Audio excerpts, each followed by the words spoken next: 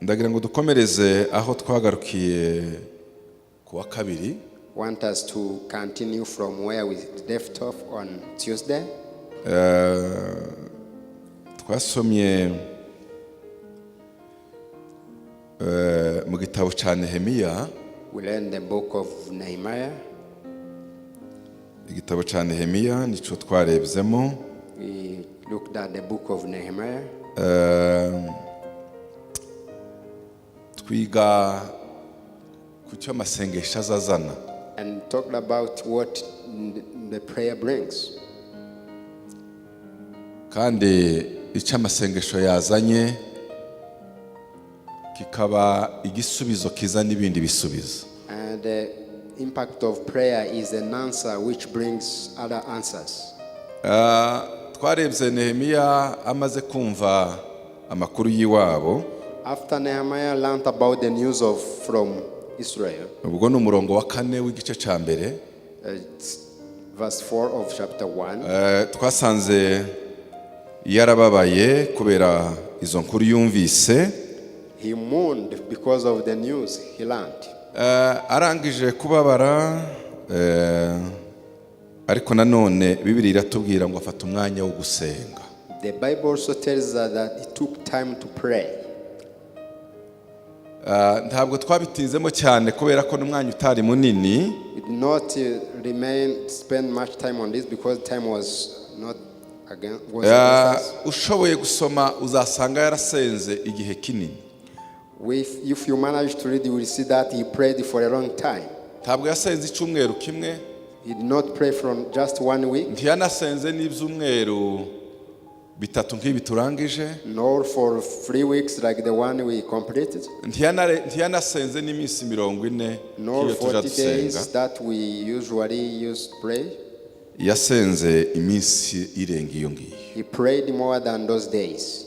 Ko nusoma neza ukwezi kwa Kisilevu n'ukwezi kwa Nisan aho yahuye n'umwami amubaza ni igihe kinini. When you read well, by the time the king asked him and when he finished praying, it's a long time. Abatari bahari twibajije ikibazo kivuga ngo nukubera iki Nehemiah yababaye. And for those who were not here, we asked ourselves, why did Nehemiah mourn? Yumvise amakuru atanejeje. He listened to some bad news. Umudugudu w'iwabo wahindutse amatongo, abasaza n'abantu bakuze basigayeyo babaye amenyo y'abaseka. The wall of Jerusalem was broken down and gates have been burned. Icyo ni cyambere cyamubabaje ni ukuri kw'ibintu kwari kuriho. The reality of the things that were present, that's the thing which saddened him. Uko biravuga ngo amaze kumva izo nkuru arababara. The Bible says after hearing that news he ariko hari ikindi twatekereje gishobora kuba cyarababaje Nehemiah. There's another thing we thought about that might have made Nehemiah sad. Nukumva amakuru akumva adafite icyo yayakoraho. Hearing the news and yet he had nothing to do about it. Kubera ko yari ibwami, because he was in yari afite inshingano zikomeye. He had great responsibility. Nubwo yari kugira ishaka rimeze gute ntabwo yari kwivana aho hantu yarari. Whatever zeal he would have had, he would not be able for him to move.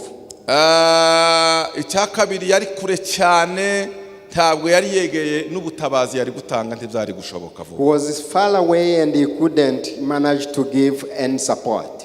Ibyo byose rero bihurira mu mutima wa Nehemiah arababara. All those things were in Nehemiah's heart and he made him sad. Hari ibyo ushobora kuba urimo, hari ibyo ushobora kuba ufite, hari ibyo ushobora kuba mu bihe bigoye urimo. There are things you might have, the things you may be passing through, and the hard times you may be experiencing. Bimeze nk'ibi ngibi bya Nehemiah. Which might be resemble the ones of Nehemiah. Ubuzima niko buja bumera. And that's how life is.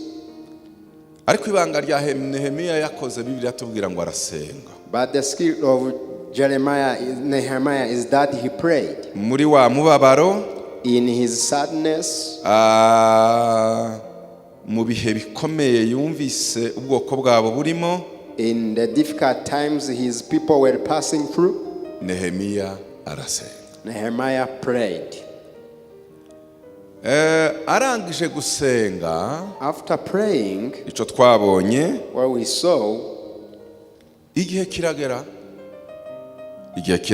a time came, umwami aramubaza ati ariko ko nimo mbona usa n'ubabaye kandi uko kubabara n'agahinda ko mu mutima. and the king asked him, it seems that you are sad and you are sad in heart. Nehemiah amubwira amakuru impamvu yababaye. Nehemiah answered by telling him why he was sad. Maze umwami nicyo muri meditation cyantangaje, umwami aramubwira ngo ese hari icyo wasaba. And when I was meditating, the king told him, can you ask me something? Ubundi icyifuzo cya Nehemiah, The answer of the wish of mu Nehemiah, bitekerezo yashoboraga kuba byenda yagize harimo n'ikirimo cyo kuvuga ngo ese uku ntacyo nashobora gukora ngo ntabara biwacu. he might have answered himself, asked himself, why am I not able to do something? Ariko kugira ngo abikore byagombaga kwegera umwami agasaba uruhushya rwatuma agenda kugira icyo akora. But for him to be able to do something, he had to ask the permission from the king to be able to do something. Abona gusaba gutya gusa byenda n'igisubizo nticyaboneka. And he thought that by just asking, the answer may not be gotten. Ariko nyuma yo gusenga, After praying, uwari gusabwa abari gusaba uwari gusaba. the one who had to ask was asked by the one he had to ask. Kubera ko Nehemiah niwe wari kujya kubwira umwami akamubwira ngo unemereye numvise amakuru wandeka nkagira icyo nje gukora. Because it is Jeremiah who would have to go to the king and ask him, I had some news. Can you allow me to do something? Ariko nyuma yo gusenga, But after praying, umwami wari gusabwa, Nehemiah ari gusanga akamubwira ngo wampaye uruhushya, niwe wamubwiye ngo noneho hari icyo wansaba nkakiguha. the king Nehemiah would approach to ask something. Is the one in turn who asked Nehemiah to ask something from him. Icya gatatu cyiyongereyeho, The third thing, nuko usomye ku murongo wa 8 igice cya kabiri, when you read verse, Nehemiah aravuga ngo umwami arabinemerera ngo kubera ko ukuboko kwiza, favor y'Imana yari hejuru y'ubuzima bwanjye. the king accepted because the good hand of the Lord was upon him. Ikiganza cy'Imana, usomye hano aravuga ngo umwami arabinyemerera abitewe n'ukuboko kwiza kw'Imana yanjye kwari kundiho. And the king accepted because of the gracious hand of my God was upon me. Twasanze iyo umuntu yasenze, We saw that when a person prays, igisubizo cya mbere gikomeye si ukuhabwa ibyo wasabye ngo mpaminerevare mpiki, nuko amasengesho azazana favor y'Imana ku buzima bwawe. the great answer one's get is not that you get answers for what you have given. Amasengesho azazana ikiganza cy'Imana hejuru y'ubuzima bwawe. Prayers bring the hand of God upon your life. Kandi ikiganza cy'Imana, favor y'Imana iyo yaje ku buzima bwawe, And when the favor of God is upon your life, uzusubizwa n'ibyo utasabye. you get answers for things you have not Kuko iyo prayed favor for. y'Imana izikurura abantu bose kuguhesha umugisha. Because the favor of God attracts the Izikurura people. abantu bose n'abatagutekerezagaho bakagutekerezaho kubera favor ikiganza cy'Imana kiri ku buzima. Because of the hand, the favor of God upon your life, it attracts even people who have many Imana ntabwo izigarukira mu byo wasabye gusa, izitanga n'ibirenze ibyo utaruzi utatekerezaga, Imana ikabiguhera favor. God is not limited to what you have prayed for. He even gives you what you have not prayed for. muvuge ngo haleluya. Say hallelujah. Mwongere cyane A haleluya. bit louder. Hari igihe tuba tubwira ngo gusenga ni ukugarukira ku byifuzo. Gusenga ni ukwegera Imana, Imana ikagusiga igikundiro cyayo. Igikundiro cyayo ukiugezeho ntawe utakurigata. Sometimes we think that prayer is asking for what we need, but it's approaching God and He gives you His favor. Ndagira ngo twibukanye twese hano. Let's together remind each other. Ntukaze ukoresha amasengesho k'igikoresho cyo gusabiriza. Don't use prayers as a weapon of asking. Uza wegera Imana gusa kubera ko yishimiye uyikunze, uko ugenda uyegerera kwegera, uko kwegera usanaye, wasanaye ikiganza cyawe kaba hejuru yawe, imiryango igakinguka. Get closer to God, and the more closer you get to Him, you will resemble Him and His hand will be upon you. Hari abantu turi kumwe bavuga ngo amen. Are we together? May you say amen. Hari abo turi kumwe bavuga cyane ngo amen. Say amen. Hari ikintu natekereje. There is something I thought about. Tumupe Bwana utukufu. Praise God. Hari ikintu natekereje. I thought about something Ndimo nsoma Bible. when I was reading the Bible. Amen. Amen. Amen. Amen. Amen. Amen. Ibintu bibiri. Two things. Iyo ufite amasengesho mu buzima bwawe. When you have prayer in your life, hakaba n'umuntu ufite amasezerano y'Imana mu buzima bwe. and there is a person who has the blessing of God in the promise of God in their life. Reka ngarukire kuri ibyo bibiri gusa. Let me meet myself Ndimo there. mbitekerezaho. I was thinking about it. Umwuka yatumye nsoma iby'Imana yaremye tubonesha amaso. Soma Bibiliya tubonesha amaso. The Spirit led me to read the visible things created by God. Umwuka anereka ibintu bibiri. And the Spirit showed me two things. Mwari mwagera muri za hoteli zikomeye, za hoteli hano zikomeye. Have you entered in the great hotels Reka around? nkoresha imwe gusa, reka mvuge Miricoline kuko zenda niyo ya mbere abantu ba. Let me barahamenyereye just take an cyane. example of Miricoline. Iyo uja kwinjira kuri reception, When you are at the reception, isifi gusa kwa gahanga kawe gahura n'umuryango ugiye. when your forehead faces the door, it opens. Buriya mu buryo ukozwe n'uburyo bimeze bawusetinze ku buryo wewe gusa winjira ntiwirirwa usunika, uragenda gutyo kutambuka nawe ukagenda ukubise. So the door is set in a way that when you enter, it opens itself. Mu by'umwuka niko bija bimera. That's how it is in spiritual. Iyo ikiganza cy'Imana kiri ku buzima bwawe, When the hand of God is upon your life, favor y'Imana ikaba ku buzima and the favor of God is upon your life, amasezerano y'Imana akaba ari and muri the promises of God is upon your life, uko ugenda utambuka, whenever you walk, imiryango zigenda. doors open. Tuza winginga ngo ubwire umuryango toka mbele zangu, uzubona umuntu w'umunyamasengesho wuzuye amasezerano uko agenda atambuka, ibintu byose bigagenda bitangiza. You don't just beg for the door to open. When you are a man of prayer, when you walk, things happens. Uzashaka Imana maze ikiganza cyayo kije hejuru. May you seek God for His hand to be upon you. N'imiryango utaruzi ko igomba gukinguka izaza yikingura uko uhageze. Even doors you never knew that would open, they will be opened for you. Twaba turi kumwe tuvuga ngo Are we together? Say amen. mwongere cyane haleluya. A bit louder.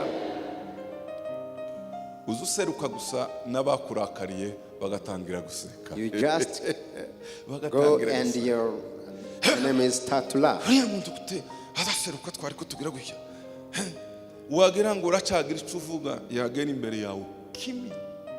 When they come in front of you, they keep Favor quiet. y'Imana n'imbaraga zikomeye zizagicecekesha everything. The favor of God is the powerful power of God that silences everything. Umunsi Yesu yanesheje, When Jesus overcame, muzasome hariya mu gitabo cy'Abafilipi igice cya 2, in Philippians chapter 2, ngo yicishije bugufi araganduka agera hasi ahinduka umugaragu yemera gupfa no gufurufurwa ku musaraba. He humbled himself in that, even dying death on the cross. arangije Bibiliya izivuga gutya ngo The Bible says, Imana imuhereza izina. and God gave him a name. Niki gisobanura? What does it mean? Buriya Imana yamuhaye favor, Imana yashize ikiganza gikomeye kuri we. Bibiliya iravuga ngo buri vi rizaza ripfukama n'ururimi rwose rwature kwa rumwana. God gave him a great name, and above all that every knee and every tongue shall confess that he is king. Yesu ntiyosenga ngo ngaho ivi niripfukama, riza ryipfukamisha. Jesus cannot do something for you to kneel down before him. Ururimi rwose. And every tongue. Uko Nehemiah aciye imbere yahoraga amunyura imbere, ntiyagaze aho amuhura imbere se, uwo munsi ngo amunyura imbere ahaye agenda. Fevi muriho bituma umwami amwitegereza cyane, aramureba cyane, aramureba ageza niki ya interpreta ishusho ye, kandi Nehemiah atigeze avuga. Favor y'Imana gusa ituma abantu batira attention nawe, bagatekereza wewe, bakareba wewe. The favor of God attracts people to look at you in the same way Nehemiah was usually passing before the king, but when he passed that time, he had the favor of being looked at by the king. Abari kumwe n'ijambo ry'Imana bavuge ngo amen. If we are together with the word of God, say amen. Mudasubiza muvuge ngo amen. Amen. Favor y'Imana. The favor of God. Prayer. Nusenga, when you pray, Imana izagutwikururaho byinshi ijisho ritakubonaga rikurangiza. God will enlighten you and you will see things you cannot see with your own eyes. Mordecai yibagiranye igihe kinini. Mordecai has been forgotten for long. Ahora ku buzamu kandi yarabwiye Imana umwami ko bamugambanira kumwica. He has been a gatekeeper while he had warned the king that there was a plot to kill him. Nyuma y'amasengesho y'iminsi 3 bihirije. Then after praying for 3 days, Imana iramutwikurura. he was enlightened. Umwami arabaza atariko. And the king asked, kuki batari barasomye ibitabo? why haven't they read books? Niwe watanze ngo nimusome ibitabo, nyuma arabaza atariko uyu mugabo hari cyo yigeze akora ariko. Then he asked, has this man been rewarded? Favor y'Imana. The favor of God. Muzirirwe muja muburana ibintu ngawe iki. Senga Imana. Don't just go in argument, just pray to God. Icya kabiri, The second, numvise umwuka yambwiye ko tuganiraho uyu munsi. the Spirit told me to share today, Tujuru kijyanye muri favor y'Imana. which is in line with the favor of God. Turasoma muri Esther. Let's read in the book of Esther. Igitabo cya Esther. The book of Esther. Igice ni icya kabiri. Chapter 2. Umurongo ni wa 15. Verse 15. Esther igice cya kabiri. Esther chapter 2. Umurongo ni wa 15. Verse 15. Bibiliya iravuga ngo nuko igihe cya Esteri cyo kumurikirwa umwami gisohoye, ari we mukobwa wa Abihayili se wa Mordecai wari waramureze nk'umwana we, ntacyo yasabaga keretse ibyo Hegai inkone y'umwami umurinzi w'abagore yategekaga. Ntacyo yigeze asaba na kimwe, He requested nothing keretse icyo Hegai inkone y'umwami umurinzi w'abagore yategekaga. other than what Haggai, the king's eunuch, was in charge of. Virigile. Karma. Kandi ashimwa n'abamurebaga. And won the favor of everyone who saw her. Agashimwa n'abamurebaga. And she won the favor of everyone who saw her.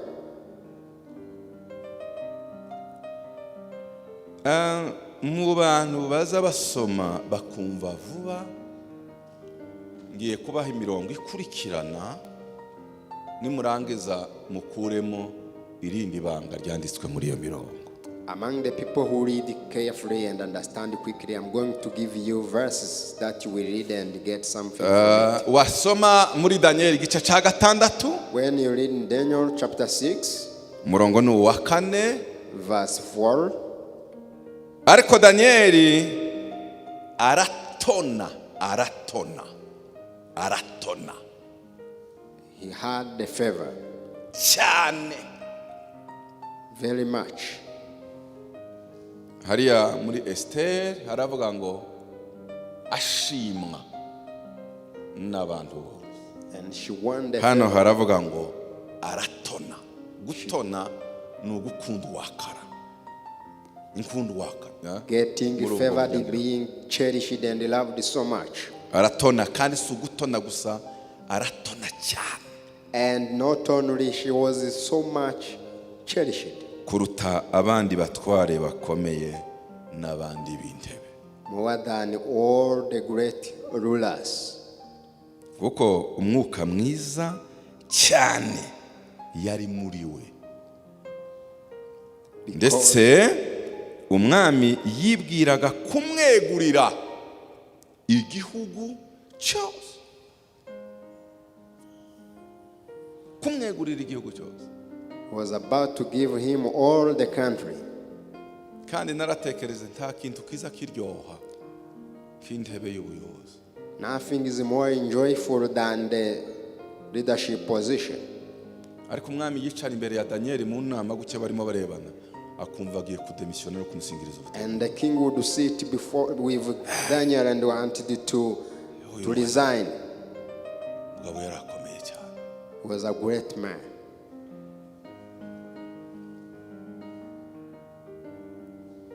Mwavuga ngo amen.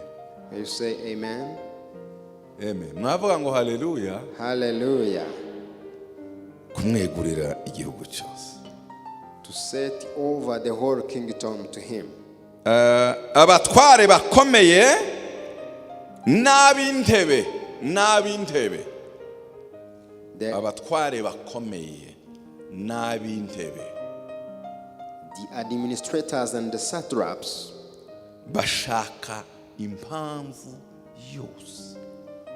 Tried to find grounds yatsindisha Danieli for charges against them. Muzubutware, ariko bamuburaho impamvu cyangwa igicumuro kuko yari umwiringirwa. He was trustworthy. Ntabonekweho n'amafuti cyangwa igicumuro. Neither corrupt nor negligent. Murongo wa 6, verse 6. Bukeye abo bagabo baravugana bati, nta mpamvu tubona kuri Danieli ngeretse nituyibona mu magambo y'amateka y'Imana ye gusa. And finally these men said, we'll never find any basis for charges against this man unless he has something to do with the law of his God. Ndagira ngo muvuge mwese ngo favor. Ibyakozwe n'intumwa Acts. Igice ni cya 2. Acts chapter 2. Murongo nuwa 46. Verse 46. Kandi iminsi yose bakomezaga kujya mu rusengero n'umutima uhuye. Every day they continued to meet together in the temple courts. Niwabo bakamanyagura umutsima, They broke bread in their bakarya homes. bishimye, They ate together with bafite glad, imitima itishama, with glad and sincere hearts, bahimbaza Imana, praising God bashimwa n'abantu and enjoying the favor of all the people. Sema haleluya. Say hallelujah. Bashimwa n'abantu bose, enjoying the favor of all the people. kandi uko bukeye umwami Imana ikabongerera abakiza. And the Lord add to their number daily those who were being saved. Asifiwe.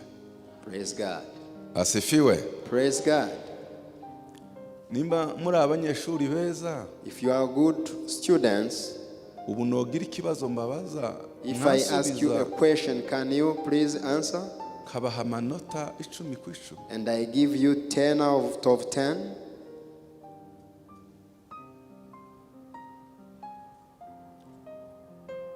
Numvise ngomba gusoma handi hamwe twarangiza tugasenga. I feel like reading one more scripture and we pray. Ariko uwabahereza homework, What if I give you a homework? tukazagaruka ku cyumweru mwumvira ngo twatoye igisubizo kindi kiza gikurura favor. And we come Sunday, you telling us you got another answer that brings favor. Dusome igitabo cyo kubara, It's the book of Numbers. igitabo cyo kubara, igice ni ca 23, Chapter 23, umurongo ni wa 19. verse 19.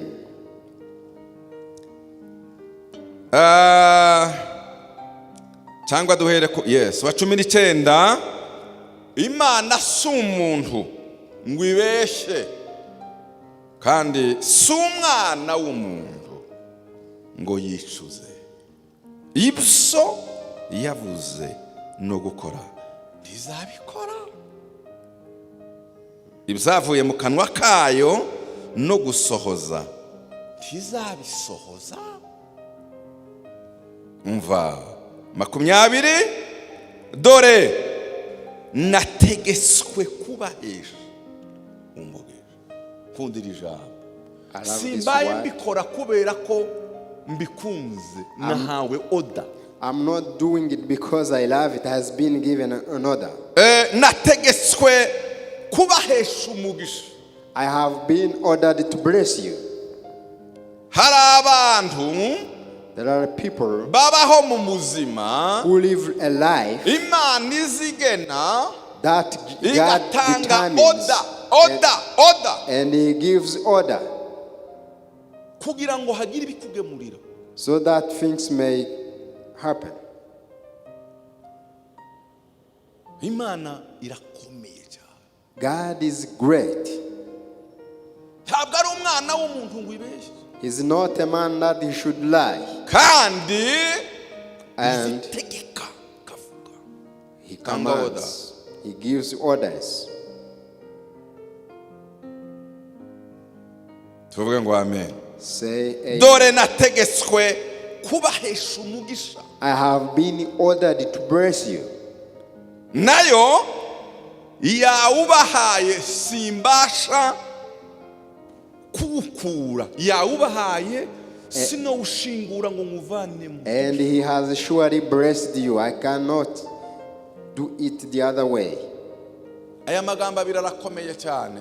The two words are so much Nategetswe important. kubaha umugisha, I have been ordered to bless you. kandi Imana yawubahaye deja, And God has already blessed you. sinshobora kuwukuramo. I cannot take it away.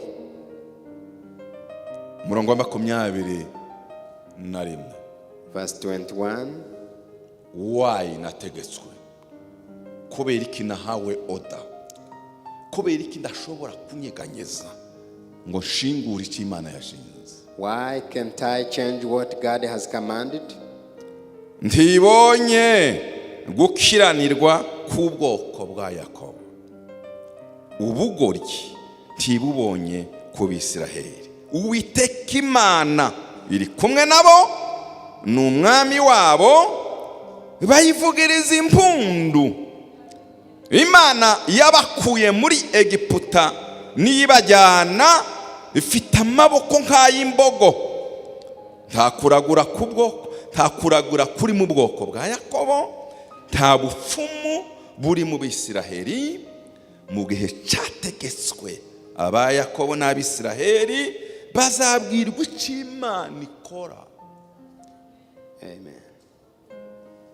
Dore ubwoko bubaduka nk'intare y'ingore, buvumbuka nk'intare y'ingabo, tizaryama itararya umuhigo, itaranywa amaraso y'abishuwe. Baraki abwira Balamu ati, ntubavume na hato, ntunabaheshe umugisha na muke. Aho agira ati, The Balak said, neither curse them nor bless them at all.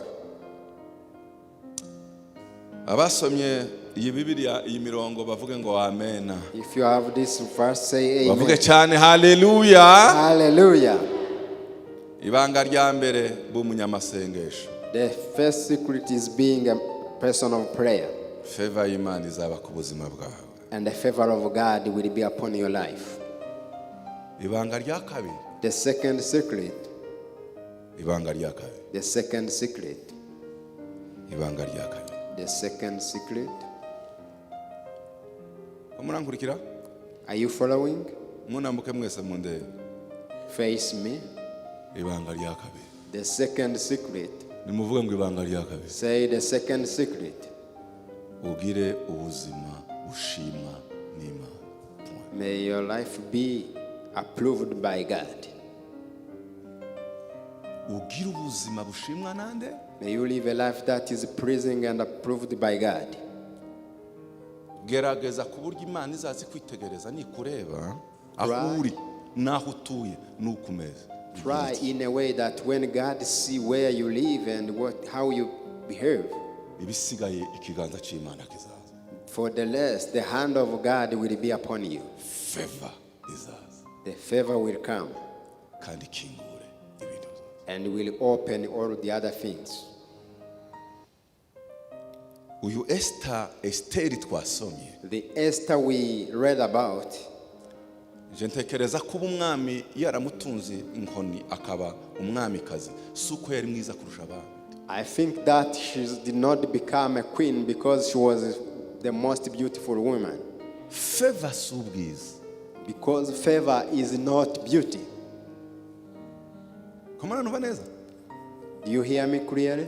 Ni igikundiro kiza kikuzaho uko usa kose n'uko umeze kose ugashimwa kuruta abandi. It's a favor which falls upon you however you are and you get praise, the most praise for others. Uyu mwana w'umukobwa yari kumwe n'abandi be.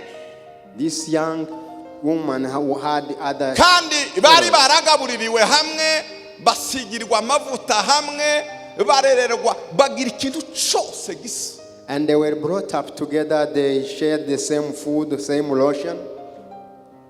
Ariko kubera ko yari yaratojwe na musaza we wamureze nkasi. But because she was trained by his brother who trained him, her Musaza we like his father, her yubaka father. karakta y'uyu mukobwa.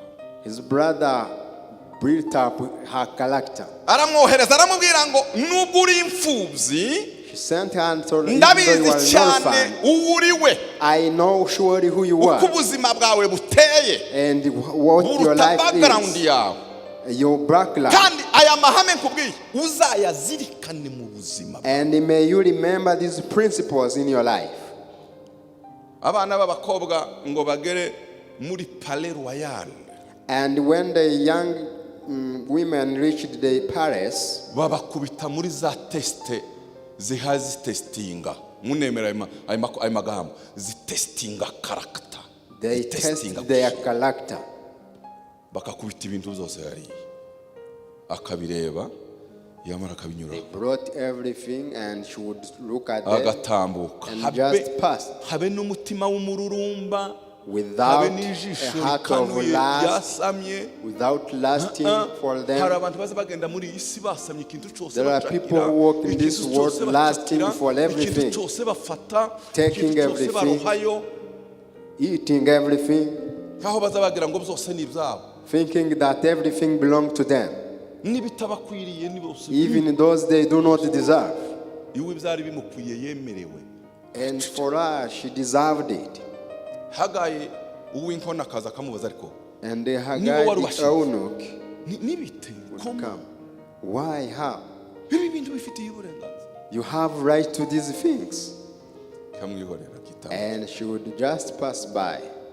Kitambukira. Just proceeded.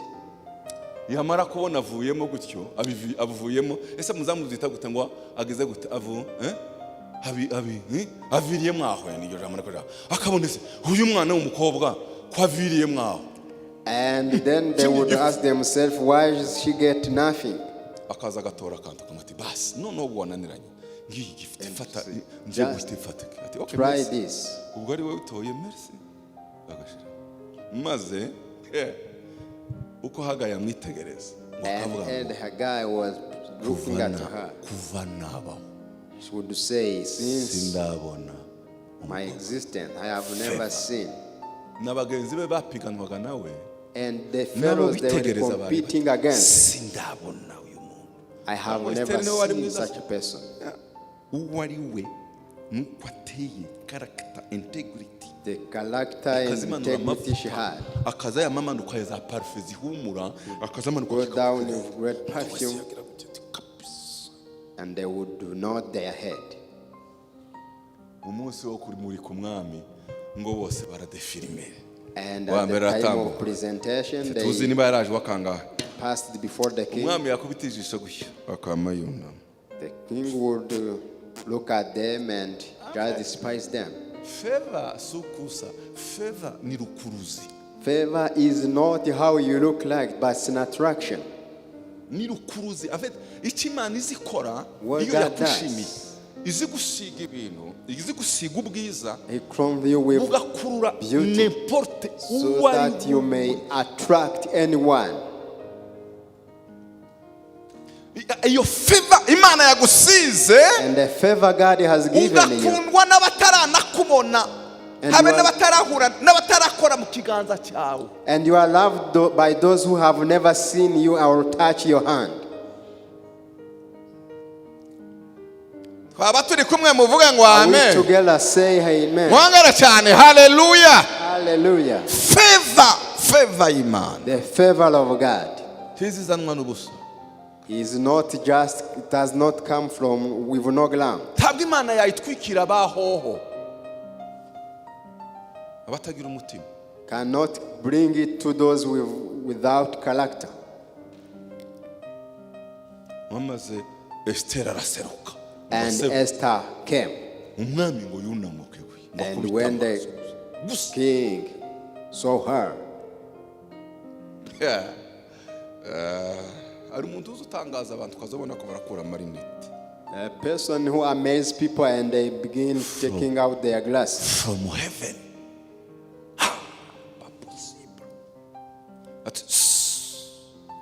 Abandi bose bavirayo bavayo. And the others left.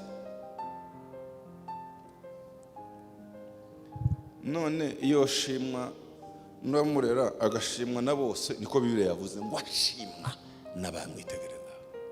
And he won the favor of all the people who saw her. Daniel aba vice president. And Daniel became the vice president. Umwami atekereza kumwegurira igihugu. The king want to give him all the kingdom. Kubera iki? Why? Twasomye gute? What have we read? Ngo bashakisha ikosa. They looked for a reason. Yo baraheba. And they couldn't find any.